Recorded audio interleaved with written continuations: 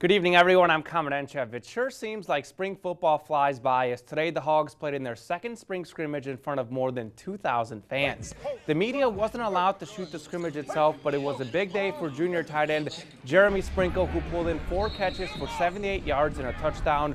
Redshirt freshman kicker Cole Headland made all 4 of his field goals, including a 59 and 55-yarder. Reed Miller led the D with 8 tackles, while Armon Watts and Dietrich Wise each had 3 sacks. Here's a great Coach Bielema analogy about his sophomore defensive lineman, Dietrich Wise.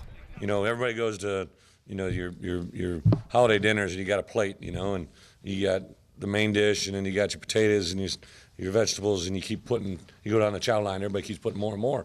Eventually stuff starts to fall off and you can't handle it. In the same way, I think Dietrich's plate is full. He's a fraternity guy, which I have nothing against fraternity guys, but he's also trying to do track. He's trying to be a student. He's trying to be a football player, and at some point something's going to give, and I sure as heck don't want it to be football or academics. So.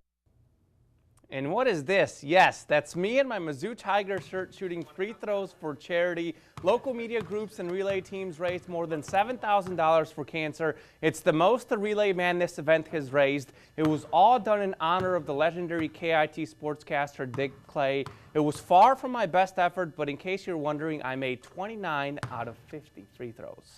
Speaking of fundraisers of sorts, the A-State auction to be the coach and owner of the spring game wrapped up today. The winning bid was $8,700. The winner will coach and draft their own team. The spring game is next Friday, April 17th at 6 p.m.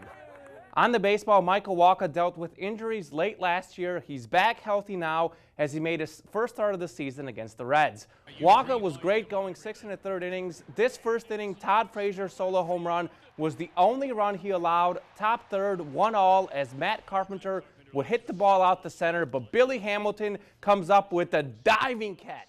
Speed kills, folks. 4th inning now, Matt Adams says, I'm going to hit it where no one can catch it, as he pulls it down the right field line for a solo home run, 2-1 St. Louis. We head to the 9th. Johnny Peralta lines the ball to left center right here. Peter Borges would score, 3-1 Cards. Later in the inning, Yadier Molina, my favorite name to say on the team, Molina would single up the middle, and we've got ourselves a play at the plate. And look at Peralta right here, avoid the tag to score. The Cardinals win 4-1 to go to 2-2 on the season.